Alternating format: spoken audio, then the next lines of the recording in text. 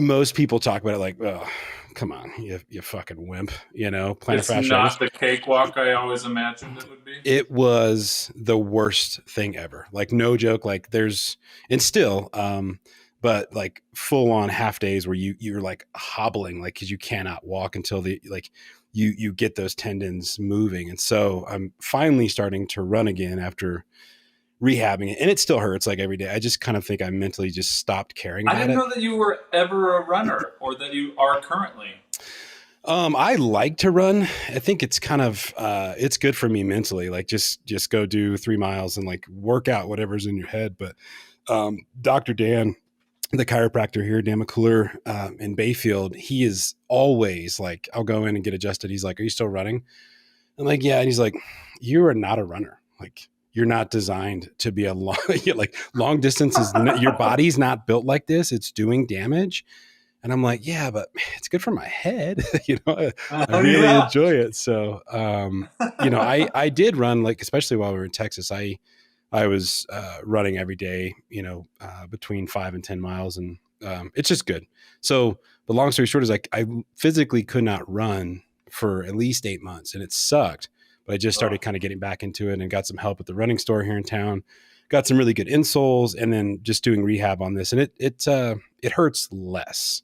I don't think yeah. it's ever going to go away. Like I've talked to a lot of people, they're like, "Yeah, I mean, you could baby it." But then you start to kind of like, all of a sudden, like my right hip's hurting. Cause I'm like, I'm purposely like not planting how I should be, Yeah. but Like growing weird muscles in weird places. And yeah, so but yeah, and I went on a run this morning with those brand new shoes, and that's awkward because I'm so used to running in shit shoes that now uh-huh. that feels weird. So I probably got 2 or 3 weeks to adjust to a new set of soles below me.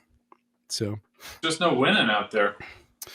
no, and I'm not running, mountains like you. I'm just a flatlander. I'm just one of those dudes that just runs on a sidewalk. But Oh, it's still then your experience doesn't matter. There's no value to this story. yeah, yeah. We'll cut all of this. We're starting from here. Thank you. Uh, so, how have you been, man? Oh, dude, I've been good. I've been good. Good, Yeah. awesome. I heard that you recently just got married. Congratulations. That's Thank that's you. pretty amazing.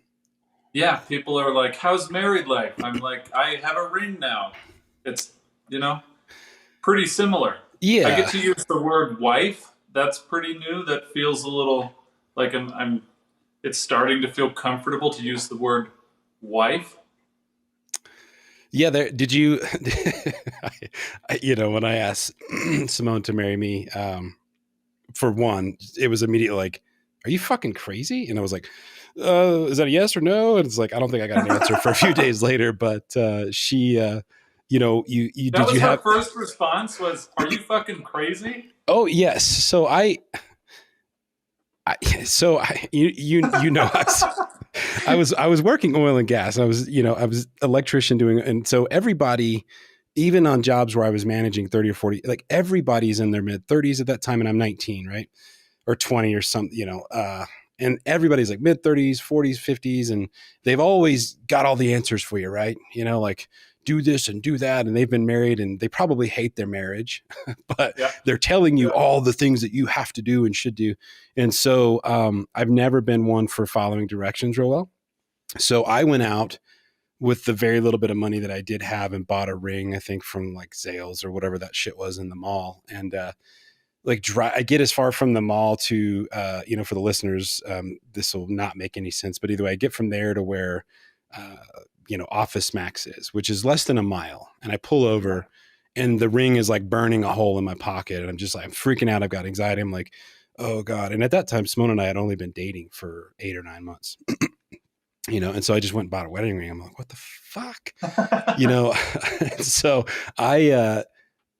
I get the harebrained idea to pull over in front of the NAPA. There's also a NAPA Auto Parts store in this same little commercial complex.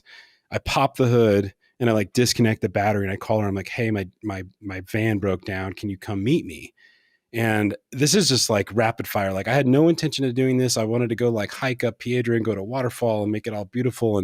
But I'm freaking out. I'm like suffering from like, I don't know what the fuck I'm doing in life, you know? And, so she Yeah. comes down there to give me a ride home or something. And I'm like, can you just look at this while I'm trying to like start this thing? And like, so she's over there, like no idea what she's looking at. There's nothing wrong with my vehicle. The hood has just popped up, and I walk around and I'm like on one knee in the Napa parking lot, like, will you marry me? And she looks at me like blank face, and I have no idea what's going through her brain. And I stand up and I'm like, what do you, and she just gives me a big hug and then like steps away and is like, literally like, are you fucking serious? And I'm like, yeah, yeah, yeah. I mean, I've got the ring. I just was on one knee, and like, I imagine all of her dreams of somebody And I asking her planned to, this romantic Napa parking lot yeah. proposal. So, Is so I there a, get, hold on, let me go back. Am I making up this detail that you disconnected the battery? oh no, that was, yes, full on. Yes. I'm like, I got to make this, I have to sell the story. Something's got to be wrong, right? She's going to be on to me if she realizes that it actually starts. Yeah. So she still says, even after, are you fucking crazy? And I'm like, yes. She still gives no answer and just like gives me a big hug. So anyone I think can imagine like your heart just falling through your anus, being like, what? Oh God, is that a no? It wasn't a yes. It wasn't a no. It wasn't even a maybe. And that night, so we drove in two separate cars home because nothing was wrong with my vehicle. And we lived with, 4 or 5 different people in like a college house.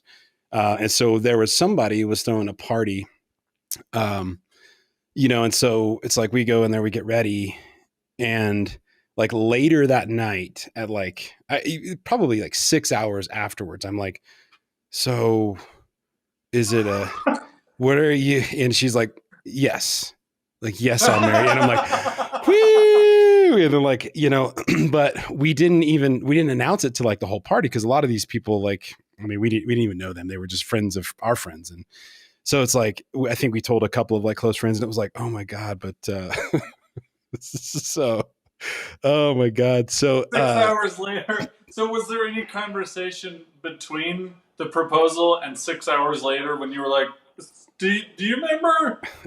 I mean, probably like, hey, what do you think of this outfit? Because like oddly enough, like this is the weird deal. So it was a pimps and hoes party. So everybody was dressed up, in like 80s swag with like, I think I had a mock like huge clock around my neck with a monster chain, like, one of the 80s rappers. I can't remember his, Flava Flav. Yeah. Yeah. And so everybody was like in Adidas gear, like borderline Russian looking. And so it was hilarious. And so it was like, probably, does my outfit look okay? Like, are you asking me if you look somewhat like a hoe? Yeah, sure. Yeah. Like that kind of, and then like, standing there with like a red Solo cup or probably a beer being like, how's it going? Like everybody's like, yeah, man, what have you been up to? Like in my mind, I'm like, I just proposed and didn't get an answer. I'm kind of freaking out. so, Yeah. so it was, and probably too to her, she's like, this guy is wildly asking me to marry him after, being with him for 8 months. And, here we are 15 years later. But anyway, it worked out.